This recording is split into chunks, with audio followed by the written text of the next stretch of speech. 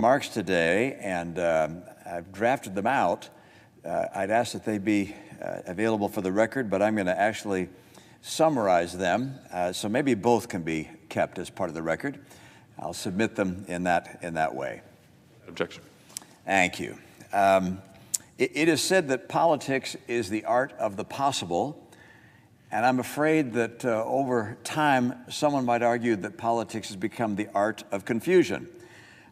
There's so much confusion that goes on around issues of significance that in some cases the media or the public has a hard time quite getting to the bottom of what's a fact and what's not a fact. And perhaps in some cases, the confusion is purposefully spread by politicians like me and by others. And so I hope today to be able to reduce some of the confusion for those that are paying attention to this debate.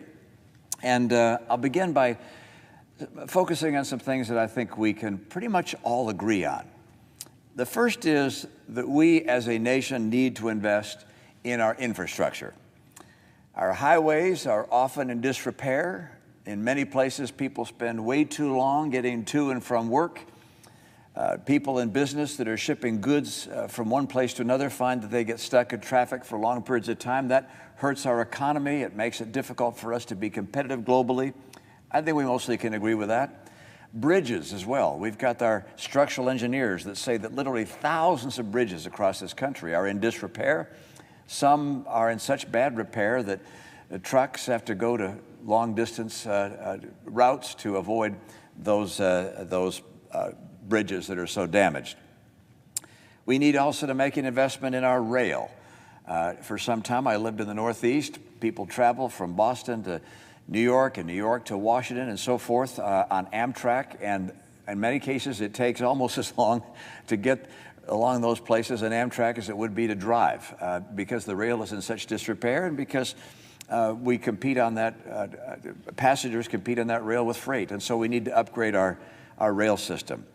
Our transit is in many cases also in disrepair. And we use old technology for a lot of our rail cars. Modern technology has the cars themselves that are powered as opposed to being pulled by a huge locomotive or engine. We can improve the technologies we're using. We're just out of date there. And I believe in buses. I think that we can do a better job connecting communities through transit systems like buses that can change their routes as commuting routes also change. I think we can agree that broadband ought to be available to all Americans. Whether in rural areas or in low-income areas, kids need to be able to connect to their school and get their assignments and follow what's going on in the world through the media, through the internet. People need to be able to use telehealth to get consults with doctors. And if we're going to have economic growth in depressed areas of our urban areas or in our rural parts of our country, we need to have businesses know that they have access to high-speed internet or they simply won't go there. Our water systems are in need of repair. We have some water systems that date back 100 years, pipelines back 100 years. We're going to have to upgrade some of these. We have lead pipes, such as in Flint, Michigan. That disaster there can't be repeated anywhere else, and we have to do a better job making sure that we don't have an adjustment to the pH in the water such that we have lead pipes begin to leach. In some cases, we're going to need to remove and replace lead pipes. Wildfires are becoming a bigger and bigger issue on the American West, and we need to have a better program to mitigate and prevent wildfires. Our power grid, in many cases, needs to be upgraded. It's vulnerable to cyber attack. It's also vulnerable to various weather events that have caused blackouts in various parts of our country. Fortunately, with regards to power, in this legislation, we also add some efforts to look at new technologies, nuclear, hydrogen, battery power, and so forth, as a way to reduce our dependence on oil and gas.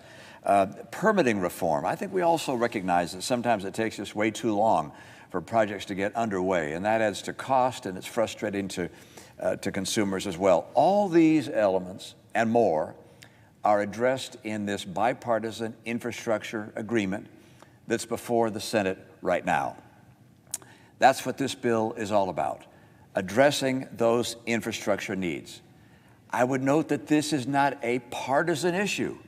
It has not been. Every modern president, well, I should say every president in the modern era, has proposed an infrastructure package, the need to improve our infrastructure. President Trump, the last administration, proposed a $1.5 trillion plan.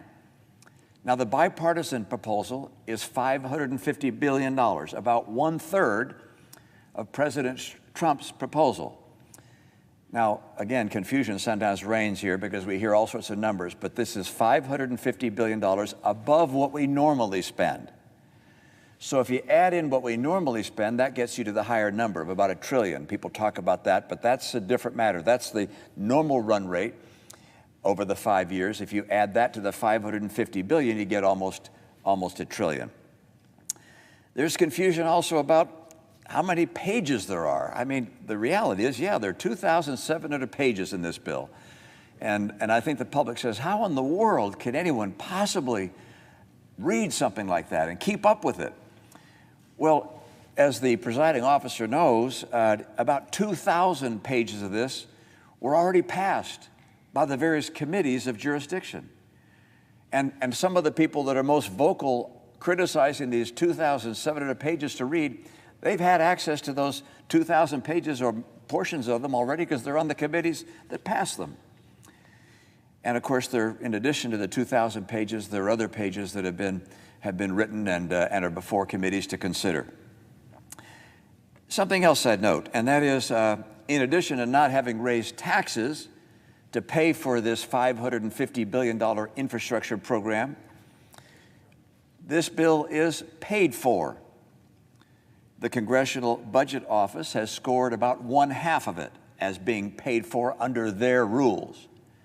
The other half is also paid for by real dollars. Not the way CBO scores it under their rules, but just as real.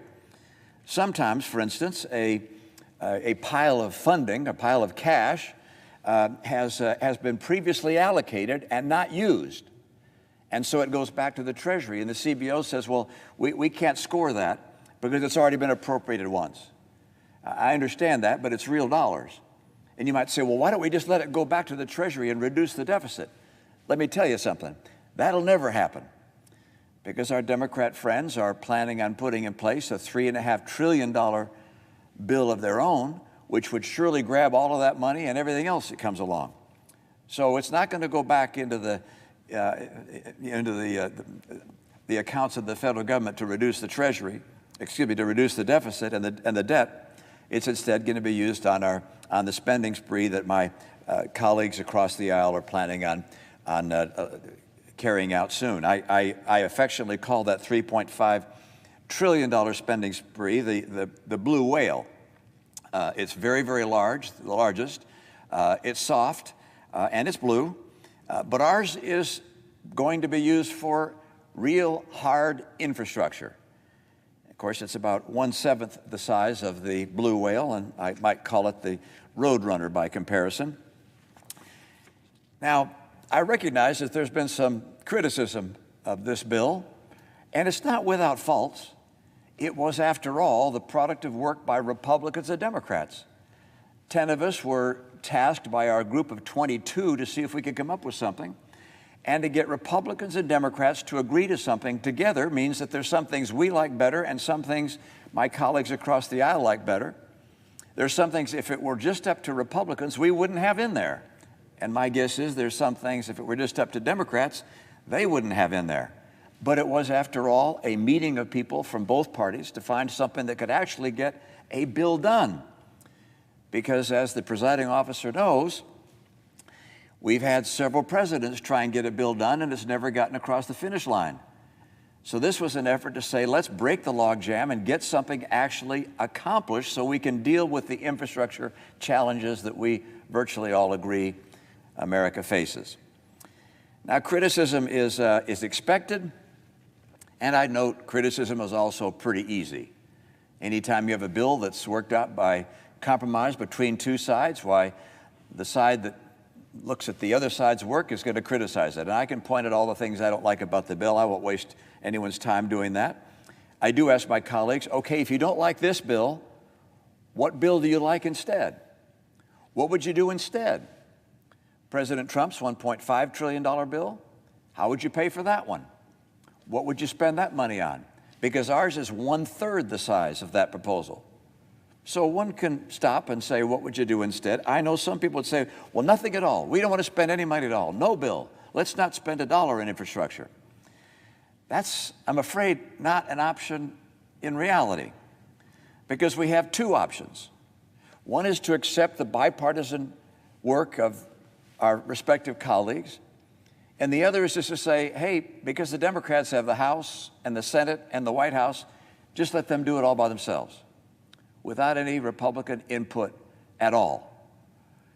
And I'm pleased that the president decided not to take that course, and the Democrat leadership here in the Senate concluded as well that's not the right course to take, that a bipartisan approach was better.